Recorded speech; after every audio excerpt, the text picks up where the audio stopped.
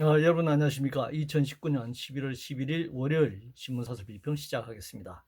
먼저 지소미아 관련된 사설입니다. 조선일보는 지소미아 종료돼도 한미동맹 악화 안 돼. 청와대의 끝없는 안보 우기기. 한국경신문은 한미동맹 더 강화, 문 대통령 취임사 공언 지킬 순간이 왔다. 이렇게 사설을 내보냈는데요.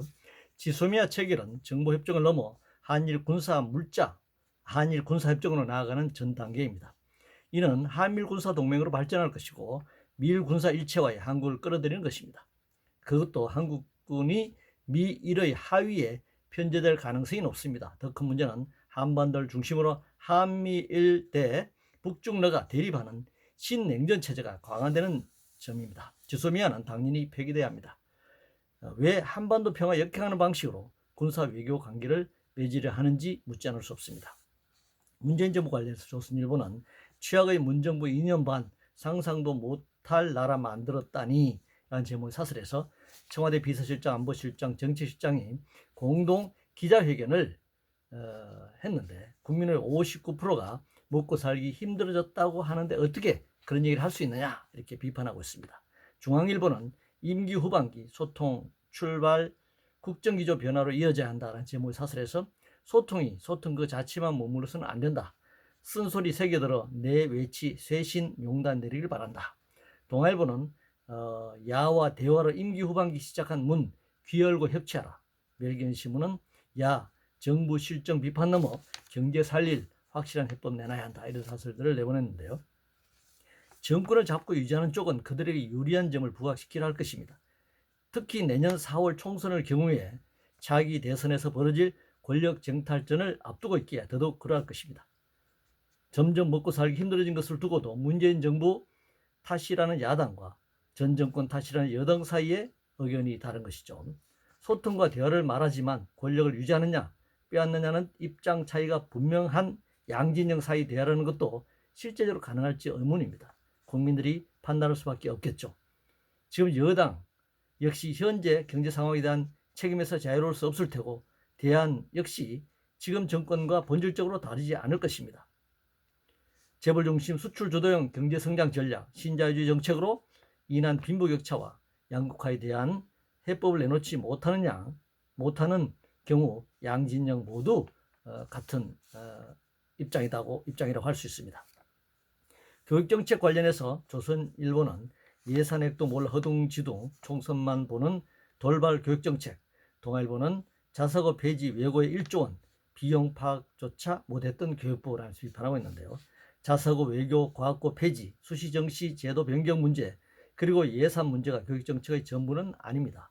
지금 한국 교육정책은 지연 말단적인 문제로 싸우고 있습니다. 학교가 죽어가고 있고 교육이 병들어가는 것을 보지 못하고 있습니다.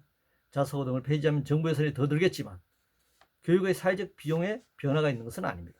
현역 국회의원이 차기 총선을 염두에 두고 교육부 장관을 하면서 근본적인 교육계획과는 거리가 먼 대학 입시제도와 연관된 문제만 가지고 급급하고 있는 모습을 보면 교육부가 존재할 의무가 무엇인지 묻지 않을 수 없습니다. 공유경제와 관련해서 중앙일보는 K-팝의 나라 왜 이리 혁신은 못하냐는 블룸버그의 탄식이라는 제목의 사설에서 세계적 흐름에서 한국만 뒤처져 공유경제 나고 혁신 기업 놓아주라는 외신 경고 들리지 않나라고 비판하고 있는데요. 공유제는 공동의 소유와 공동 이용의 개념인데 승차 공유제도가 신산업 4차 산업혁명의 물결을 타고서 공유제의 본뜻을 왜곡하고 있습니다. 금융투기자본의 새로운 이윤을 위한 불법과 탈법이 신산업으로 둔갑하고 있습니다. 노동권을 배제시키는 탈법을 혁신으로 포장하고 있습니다. 택시나 버스 공영제처럼 새로운 방식의 택시가 필요하다면 그것도 공영제로 해야 할 것입니다. 북송 관련해서 동아일보는 북것은 5일 만에 청단독 북송, 국정조사로 진실 밝혀야 한다는 제목의 사설에서 선상의 살인을 저지르 기소했다는 북한 주민 이명을 북송한 과정은 의문투성이다 이렇게 지적하고 있습니다. 당연히 성법 판단이었습니다. 철저한 조사가 필요합니다. 여러 차례 여러 유형의 북송이 있어왔습니다. 이번의 경우 정부 발표가 사실이라면 새로운 북송 형태라고 할 수 있습니다. 다만 형식과 절차에 있어서 따져야 할 것이 많습니다. 제도적인 정비가 필요합니다. 규제와 관련해서 한국경신문은 제로금리 거론 앞서 제로 규제 노력부터 제대로 해보자 라는 제목의 사설에서 하는 일각에서 실질 기준금리 높은 편 더 내리자 하지만 돈 없어서 아닌 쓸 수 없게 해 막힌 소비 투자 수두룩하다. 아베노믹스도 적극 규제 여파로 성과 창출했다는 것을 직시해야 한다. 생산자 입장에서 투자는 소비가 있어야 지속 가능한 일이고 소비자 입장에서 소비는 소득이 있어야 가능한 일입니다. 금리를 내린다고 투자와 소비가 무조건 늘어나는 것은 아닙니다. 재정적자 관련해서 한국경제신문은 반도체 세원 하나 믿고 늘려온 복지 퍼주기 대수술해야 한다는 제목의 사설에서 1월에서 9월 사이에 정부의 재정적자가 57조 원에 달했다 이렇게 지적하고 있습니다. 매일경제신문은 채권 시장은 이미 재정적자를 심각하게 보고 있다라고 비판하고 있습니다. 적자가 생기는 이유는 과도한 지출 때문일 수도 있지만 원천적으로 조세 수입이 절대적으로 적은 탓이기도 합니다. 복지 퍼주기 운운하는 주장은 OECD 국가 평균 복지 지출과 비교할 때 터무니없는 주장이니까 논란할 필요도 없습니다. 문제는 조세 부담률이 낮은 결과다 이렇게 지적할 수 있겠습니다.